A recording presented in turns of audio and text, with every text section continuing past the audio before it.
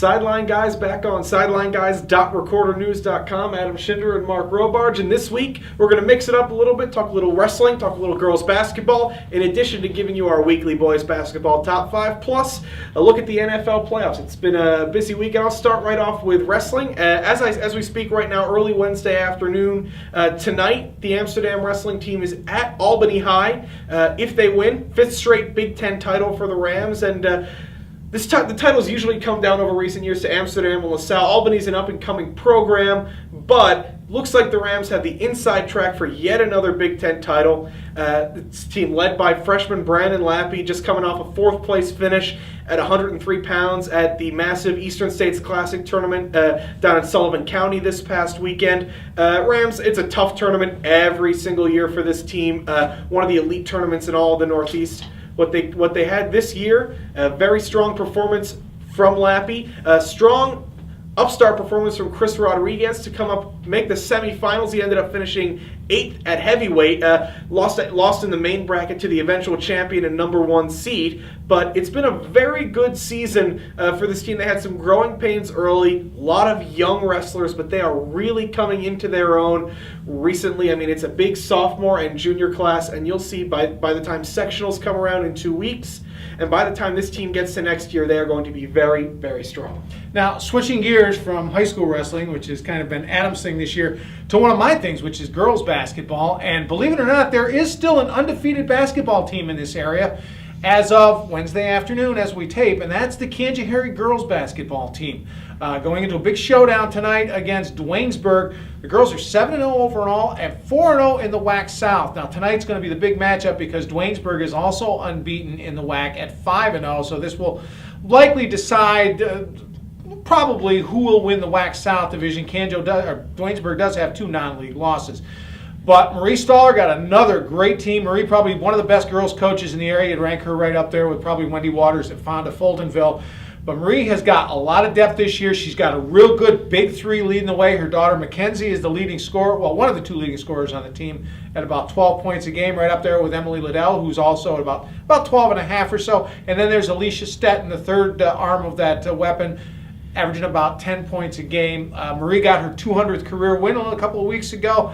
And right now, you know, I'm almost tempted to put them in the top 5 of all basketball teams in the area right now because they've been playing that well. Their closest game so far the entire season was a 12-point win at home against Bernox-Westerlo, who right now is the 3rd-place team in the WAC South. So that just tells you how dominant this team is. Yeah, I saw them back in December when they went to Fort Plain, non-division matchup, and they took the Lady Hilltoppers, a team with a very good player in their own in Kelsey Logan, and they took them apart. It's a great inside-outside mix.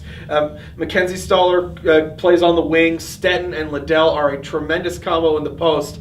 And the one player who doesn't get mentioned all that much is their point guard, Kelsey Aldi, who's only about 5 feet tall, but she runs the show very, very well. And she's probably their best shooter from the outside, but they're a team that does its best work off the pick and roll and down low. And they are a very, very balanced team in that Class C. All right. Let's get to our normal every week occurrence, the top 5 this week, and I'm going to let you start out. All right, number 5. Again, this number 5 spot it goes to Mayfield again. They are just hovering right around that 500 mark. They're right in the middle, 3rd place in that WAC North Division behind 2 powerhouse teams in Spa Catholic and Fort Plain.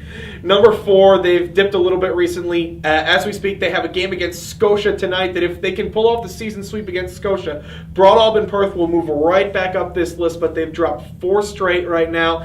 Spoke to Tucker Gifford yesterday, and he said they're hoping this team can just get out of the little funk that they're in. They're getting the scoring from Tyler Wood and RJ Pingator, but their big guys aren't doing the same kind of scoring they were earlier in the season. Number 3 will be Amsterdam. They're playing much better as of late. They got a big win over Catholic Central on Friday night. They pulled off the season sweep of them. Now tomorrow night has been rescheduled. Thursday night they will play LaSalle, a team they beat. They can get to 4-5 in the Big Ten. They can get to over 500 overall. Number 2, even though they've hit a little hump as of late against some of the tougher Colonial Council teams, is Fonda Fultonville. They're still 7-3 overall. They're still a team that Eric Wilson is going to get this team playing better as the season moves on. And number 1, still have no reason to move them anywhere. Fort Plain, two more 20-plus point wins last week, put up 80 points in a win over Galloway. The team just keeps rolling along. Craig Phillips has done a fantastic job this season. All right, in my top 5, I'm going to start out at number 5. I'm going to put Broadalbin Perth there, largely because of the slump they're in. They've lost 4 in a row. They've hit a lull in the season, and probably not totally unexpected because of the fact that a lot of this team is inexperienced, and you knew there were going to be some growing pains. Number 4, I'm going to go with Fonda Fultonville. Yes, they're 7-3, and sometimes it's easy to forget that considering some of the big losses they've had, but they still have some growing of their own to do. Number 3, I'm going to put Amsterdam there. I really like what I've seen the last couple of games. It looks like they're really finally starting to find that 32-minute effort that they need to be successful. Number 2, I'm actually going to leave blank, believe it or not, because I think there's that much of a gap between the rest of the teams in the area and Fort Plain. Fort Plain by far the best team in the area right now, and I don't see anything getting in the way of them continuing on their unbeaten ways in the WAC North until they get Spa Catholic at home in a couple of weeks. And that's going to be probably, I think, the game of the year. I mean, it's they are one is so far ahead of 2 through 5 right now, and 2 through 5 is such a tight pack at this point. I mean, Broadalbin Perth is 4-6, and they're a team that's got 3 wins over Class A schools, and until a week ago was leading the Foothills Council. Fonda Fultonville is a defending sectional champion, and Amsterdam, if they can get a good performance against one of these powerhouse teams that they've got coming up, they've got CBA in the next week, they've got Schenectady Friday night. If they can turn their season around, start pulling those 30-point margins back to inside single digits, this is a team that's going to get a lot of confidence as the season moves on. And speaking of teams that have confidence, oh boy, we'll move from high school all the way up to the NFL. Does anyone have more confidence than the New York Jets right now? I'll admit it. You'll admit it. Neither of us thought the Jets had much of a chance against the New England Patriots, and just ask Bart Scott. They did it. Well, don't look at me for good picks. I went 0-4 last week with my divisional playoff picks, but I'll give you my thoughts on the 2 championship games this weekend. You know what? Even though they're in Pittsburgh, you have to have a hard time picking against the Jets, considering what a role they're on emotionally as much as anything else. And in the playoffs, you know, emotion means a lot. If you get that momentum going in your favor, just ask fans like me of the Giants back a couple of years ago when they rolled all the way through as a wild card and beat an unbeaten New England team in the Super Bowl. You can't say too much about that. The Steelers, I have had little respect for them throughout the playoffs. I still don't think they're as good as the results have indicated, and give me the Jets this time. I think that they're a surefire pick this weekend. I mean, for me, that is just a pick'em game. I could flip a coin 100 times, and I have still not completely made up my mind on who I am taking in this game. I think that the Steelers are a beatable team. They are certainly a beatable team, but I don't think that the Jets are by no means invincible. The Jets, if you can run on the edge and throw the ball up the seams, 2 things that the Steelers are very, very good at, and they can win this game. And you can never discount the X factor of guys like James Harrison and Troy Polamalu on that Steelers defense, who just tend to make big plays when they have to. Down to it, I'm gonna take the Jets because I think they're on a roll, but I've got no confidence in either one. I do have confidence in the NFC game, but I'll let you go first on that. Well, this one, I'm going to kind of give to you on this one because you've been a Packer backer all the way through. You picked them at the beginning of the season to go to the Super Bowl, and you stuck with them all the way through. So, once again, the Bears not a team that I respect. I've said it throughout the playoffs. I had picked Seattle to beat them last week. I'm not a Jay Cutler fan. I feel that at some point he's going to self-destruct, and this week is probably a good week for it to happen. Green Bay, probably one of the better, if not the best defensive team in the NFC. Certainly I think the better of the 2 defensive teams right now in the NFC.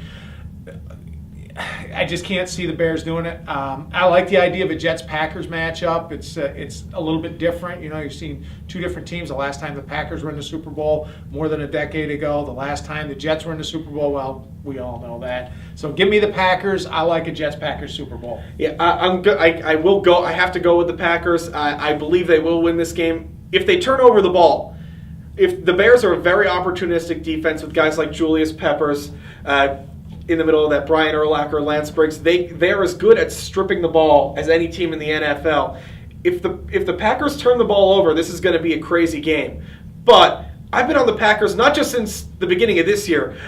Pretty much as soon as last year's Super Bowl ended, I'm like, the Green Bay Packers are this year's New Orleans Saints. And to this point, I've got no reason to believe that they cannot win the Super Bowl. They did lose in Chicago early on a Monday night this season, but I think this is the team that's got it all put together right now. They protect the ball. They will go to the Super Bowl against the New York Jets. All right, and that's going to wrap it up for us. Thanks for tuning in. Adam, Mark, we're the Sideline Guys. Don't forget sidelineguys.recordernews.com. We'll be checking in on our blog throughout the week as well. So have a good week. We'll talk to you again next week.